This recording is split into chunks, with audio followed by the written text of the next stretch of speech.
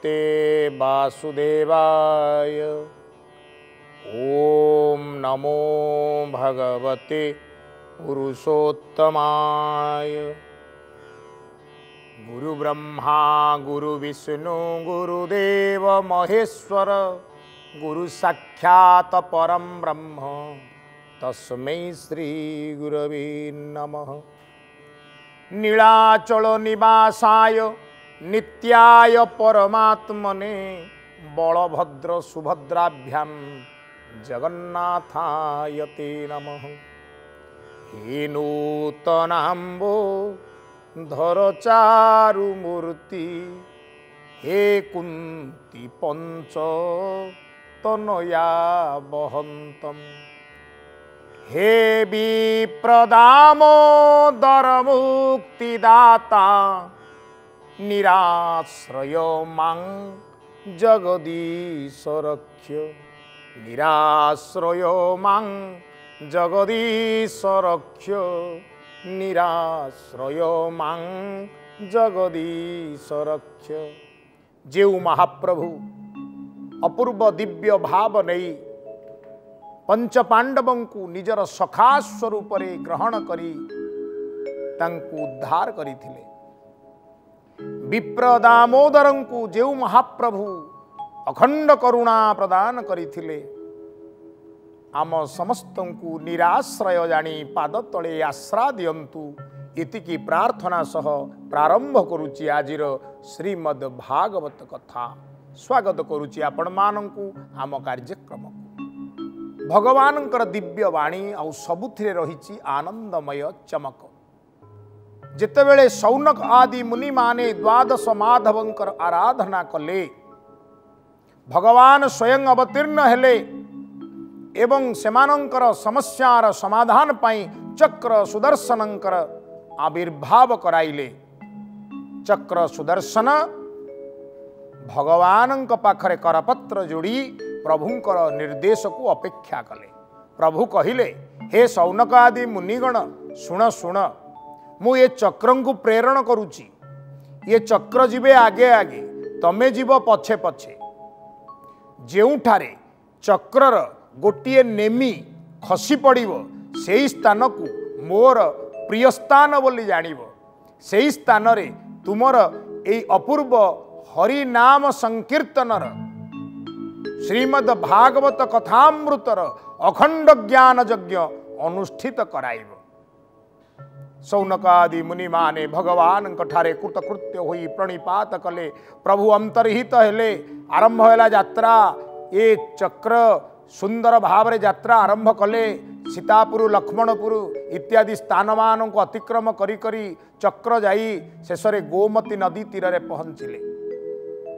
गोमती नदी तीरर घंच अरण्य से घंच अरण्य रे हठात गोटिए नेमी चक्र खसी पड़ा। अपूर्व उपयुक्त स्थानर संधान पाई शौनकादि मुनि माने कृतकृत्य हेले। भगवान को स्मरण करी से स्थान को समतल करने को लगिले। पार्वत्य स्थान तो समतल करने को लगिले। देखिले निकटरे गोटे सुंदर बटवृक्ष अच्छी। बटवृक्ष मूल सुंदर चौतरा निर्माण करागला। से गोटे पिंडी निर्माण करागला जहाँ उपरे वक्ता बसिवे। तले ऋषि माने चतुर्पार्श्वर घेरी बसिवे श्रोता हिसाब से।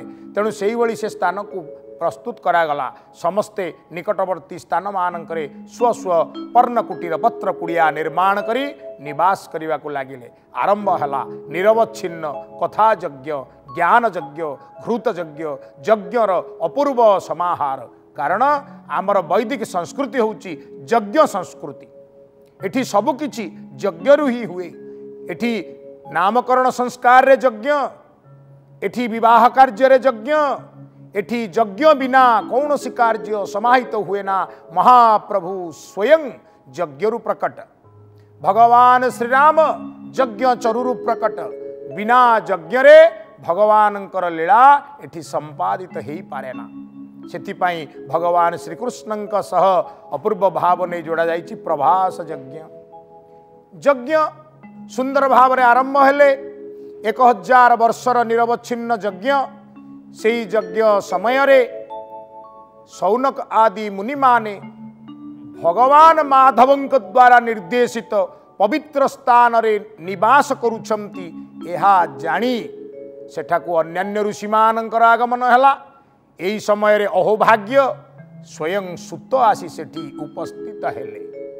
सौनकादि मुनि माने सुतंकर पाद को धरि नेले। भो सुत आपण हेउचंती व्यासदेवंकर परम शिष्य परम प्रिय। आपण तांकरी मुखार बिंदरु श्रीमद् भागवत कथा सुनिचंती, तांकरी पाखरे रही विद्या अध्ययन करिचंती। आमकू हरि कथा रसरे आप्यायित करंतु। वक्ता मिलिगले, श्रोता भी मिलिगले। वक्ता किए हेले ना सुत। सुत किए यांक विषय टिके जानिबा। सुत जणे व्यक्ति नुहंती। प्रथमे मन रखिबा सुत हेउचंती एक पदवी। वक्ता को सुत कहा जाए, ये गोटे दृष्टि अर्थ। आ श्रीमद् भागवत रे जो सुत उवाच लेखा जाइचंती, सुत दुई जण अछंती, जोड़िए सुत। प्रथमे जो सुतं को वर्ण करागला से सुतंकर नाम हेउची लोमहर्षण। ये व्यासदेवंक ठारू प्रत्यक्ष शिक्षा लाभ करिथिले। भगवान व्यासदेव आंक विषय रे चुंबक रे सुनी नबा। सत्यवती सूत पराशर पुत्र कृष्ण दौपायन व्यासदेव। एहांकर जन्म मध्य बड़ रहस्यपूर्ण। मत्स्यगंधा कैवर्त कन्या डंगारे पराशर मुनि को पारी करुथिबा समय रे एक सुंदर शुभ मुहूर्त जानी भगवानंकर अंश अवतार को अवतीर्ण कराइवा पई पराशर मुनि अनुढ़ा किशोरी मत्स्यगंधा को योजनगंधारे परिणत करी तारी गर्भरे श्री श्री व्यासदेव जी को स्थान देले। पूज्य व्यासदेव जी मां गर्भरे रहिले। कैवर्त कूल रे जन्म हेले। ब्राह्मण घरर पिता, कैवर्त कूलर माता, अर्थात शंकर जातीय संतान सृष्टि हैला। शंकर जातीय संतान दुई प्रकार, अनुलोम प्रतिलोम। जेतेबेले उच्च कूलर पुरुष नीच कूलर नारी संतान सृष्टि हेबे अनुलोम। उच्च कूलर नारी हेतिबे, नीच कूलर पुरुष हेतिबे, संतान सृष्टि हेबे, तांकर नाम कौन हबो बा सेमाने को श्रेणी हेबे? सेमाने हेले प्रतिलोम श्रेणी शंकर संतान। एठी ब्राह्मण पराशर, मत्स्यगंधा कैवर्त कन्या व्यासदेव अनुलोम अपूर्व शंकर जातीय भगवत कृपा लाभ करी स्वयं भगवानकर अंश अवतार। ये कौन कले ना यांकर स्तुति रे कहगला व्यासाय विष्णु रूपाय व्यास रूपाय विष्णवे। विष्णु को नहीं आसो व्यास को से जगार बसईदेव, व्यास को नहीं आसो विष्णु को से जगार बसईदेव। एका व्यासाय विष्णु रूपाय। व्यास होउचंदी विष्णुंकर रूप। पुणी विष्णुंकर प्रतिबदल रे ये स्वयं विष्णुंक परी स्रष्टा पालटिचंती। कौन कहार ना भगवान को मुख निसृत बाणीर स्रष्टा कुहागले। ये किए से ना अचतुर वदनो ब्रह्मा। ब्रह्मांकर केईटा मुख ना चारिटा? कहले आंकर चारिटा मुह नहीं। अचतुर वदन ये अचतुर्वदन माने चतुर्वदन नास्ति, किंतु ये ब्रह्मा अचतुर वदनो ब्रह्मा। द्विबाहो अपरो हरि। चतुर्भुज नास्ति अपरो ये हरि।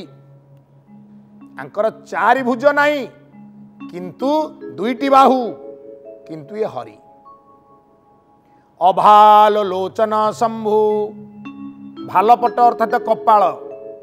कपाल रे गोटे आखि अच्छी कहार ना भगवान शंभु शिव शंकरंकर। कहले यांकर नाही। तृतीय नेत्रुटा बाहर को देखा जाऊ नाही। अभाल लोचन शंभु भगवान श्री बादारायण। ये किए से ना ये होचंदी सेही कृष्ण द्वैपायन व्यास। परम तेजस्वी भारत भूखंड रे धर्म रक्षा पाई प्रबल संग्राम करिचंती। सकल स्मृतिमानंकरु वैदिक सार को संग्रह करी 4 लक्ष श्लोक को एकाठी कले व्यासदेव जी। आकुमारी हिमाचल भ्रमण कले पदव्रजरे। आश्रम मान को थैथान करेले। ब्राह्मण्य संस्कृतिर उद्धार पाई यज्ञ इत्यादि कार्य ब्राह्मण मान को संश्लिष्ट करेले। कारण जवन मानकर आक्रमण सेतेबेले भारत भूखंड रे धर्म व्यवस्था को नष्ट भ्रष्ट करने को लगी।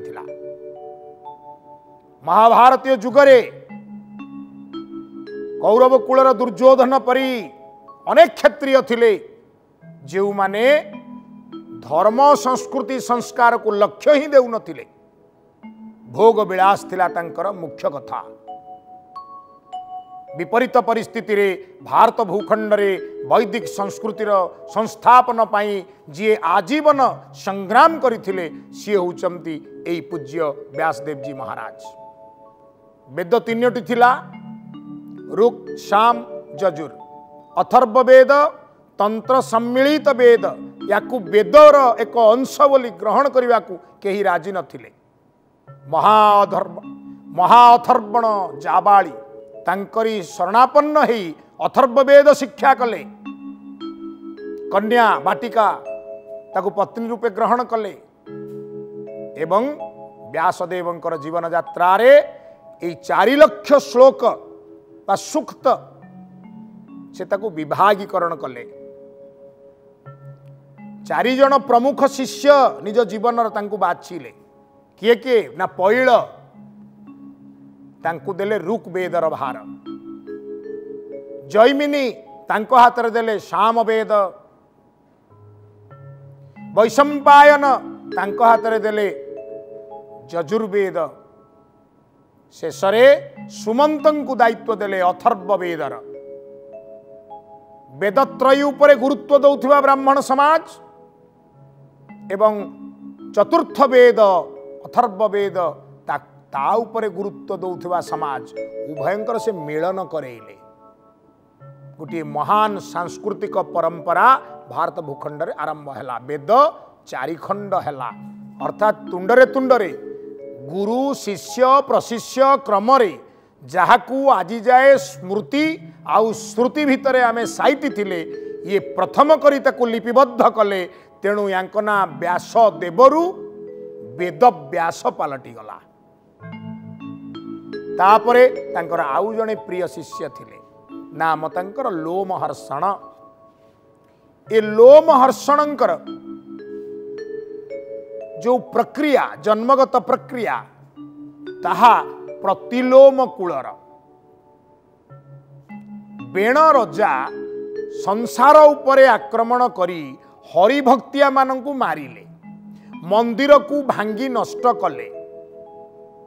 बेणंकर ए प्रकारर आचरण ऋषिकूल को व्यथित कला। ऋषि माने बेणं को हत्या कले। परवर्ती पर्याय रे ये शशागरा धरा अराजक हबाकू लागिला। तेणु उत्तम राजन्य वर्ग सृष्टि करिवा पाई बेणंक शरीर को मंथन करागला।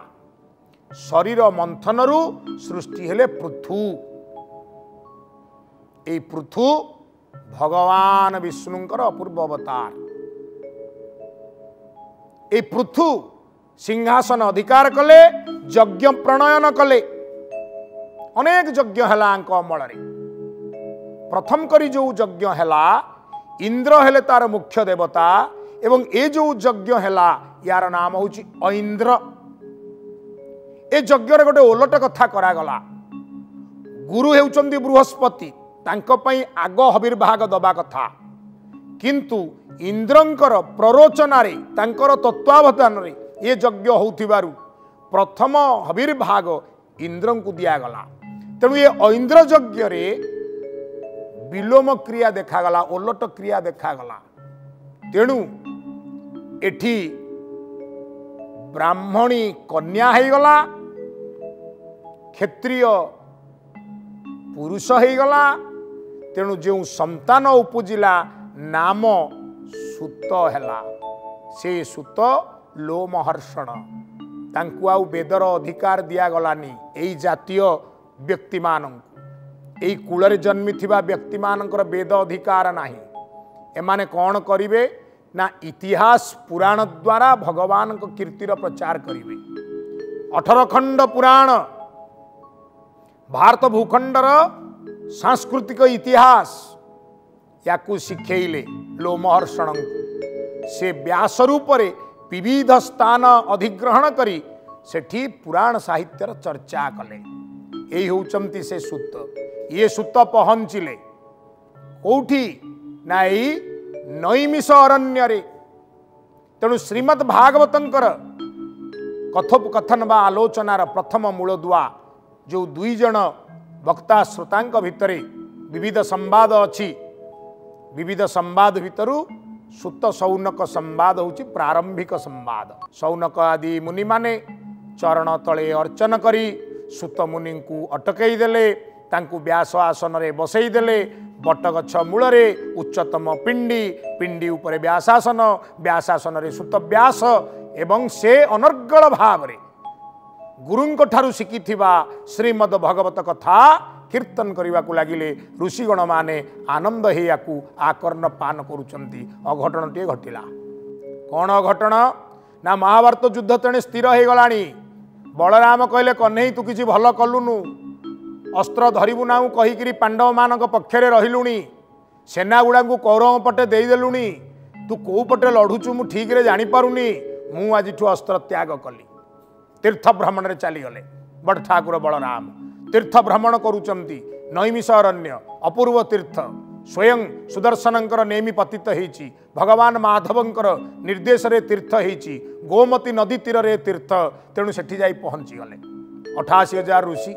भगवान अनंत संकर्षण वासुदेव जितेबाला यांकु देखिले ये भगवान कर सेज, ये भगवान कर सज्जा, ये जन्म रे भगवान कर बड़ भाईर भूमिका आसीचंती। तत्क्षणात प्रणाम कले। किंतु व्यासासन जी बसीचंती से समस्त ठारू बड़, कारण से साक्षात रे भागवत मूर्ति। सी आउ आसन छाड़िलेनी, उच्च आसन रे जेमती बसतिले सेमती बसी रहिले। कारण यज्ञ चलीची, यज्ञ चलिबा मझिरे कथा यज्ञ ये व्यासदेव जी आसन छाड़िबे केमिति? कथार अमर्यादा हब, भगवान को अपमान हब। एक कथा तो बड़ ठाकुर जानी नाहंती, बुझी नाहंती। तांको मन रे राग आसेला, समस्ते मते सम्मान देले, यही गोटाक सम्मान देला नाही। तेणु गोटे कुश को फुंक मारदेले, सेटा ब्रह्मास्त्र हो गला, प्रयोग करदेले। मुंड गंडी दीगड़ टली पड़िले व्यास आसन तलुकू। ऋषि माने हाहाकार कले, आपण कौन करदेले हे बड़ ठाकुर? यज्ञर संकल्प सरीथिला, व्यास वरण हो सारी, कथा यज्ञ चली, आपण आम कथा यज्ञ रे बाधा देदेले। 1 नंबर पाप आपण कले। भागवत होउचंती स्वयं भगवान वाक्मय स्वरूप। आपण भगवान ठारे द्रोह आचरण कले। द्वितीय आपण ब्रह्म हत्या पाप को वर्ण कले। दुईटा जाक पाप पाई आपन को संस्कार करने को पड़ो, प्रायश्चित करने को पड़ो। बलराम कहले एते तीर्थ बुली थली, आउरी कोन तीर्थाटन करी? कहले तीर्थाटन कले ए पाप मोचन हब नाही। ए पाप मोचन हवा पाई आपण को आमर निरवच्छिन्न यज्ञर आयोजन करने को पड़ो। कहले ठीक अच्छी मुझे बंचई देवी मोर शक्ति बल रे, प्रबल जोग शक्ति। कहले सेमिति हेले ब्रह्मास्त्र अपमान हो, जो ब्रह्मास्त्र प्रयोग बल रे आपण को निधन करिसंती। ना तेबे कौन चाहूच ना यार शरीर गोटे संतान आमे जात करिबा, कारण आत्मज से मध्य पितांक ठारू भिन्न नुहंती। ठीक कथा, ठीक कथा। एवं भगवान बड़ ठाकुर जेउ जेउ ज्ञान लोमहर्षणकर थिला, ताठारू अधिक ज्ञान सीधा सड़क तांको शरीर गोटे युवक पुत्र सृष्टि करी ता भितरे रखिदेले। आ ये जो युवक जन्म नेले, जी सुत होई पुणी आसन रे बसिले, व्यास स्वरूप रे वरण हेकरी श्रीमद् भागवत कथा कहिबा पाई ये हरि कथा श्रवण रे बड़ आग्रही बड़ आतुर सेथिपाई आंकर नाम रखा गला उग्र श्रवा। श्रीमद् भागवत होची श्रवण काव्य, श्रवण महाकाव्य, श्रवण महापुराण। याकू मन दे शुणा जाए, शुणी शुणी मोक्ष गति पाई जाए जीव। तेणु उग्रश्रवा नामक सुत ये सुंदर कथा को शौनक आदि मुनि मान आगे परिवेषण करिवे। एकाधिक क्रमे 1000 वर्षर लीला चली।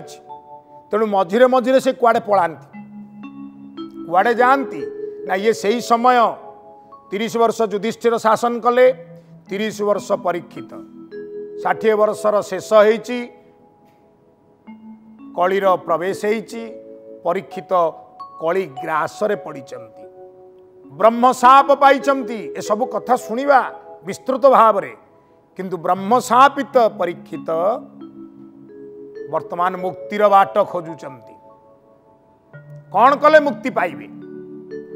आ ये मुक्तिर बाट खोजुथिबा परीक्षित महाराज मुक्तिर औषधि धरी आसीचंती सुखदेव महाराज। किछि नाही गोटे काम करि परिबो।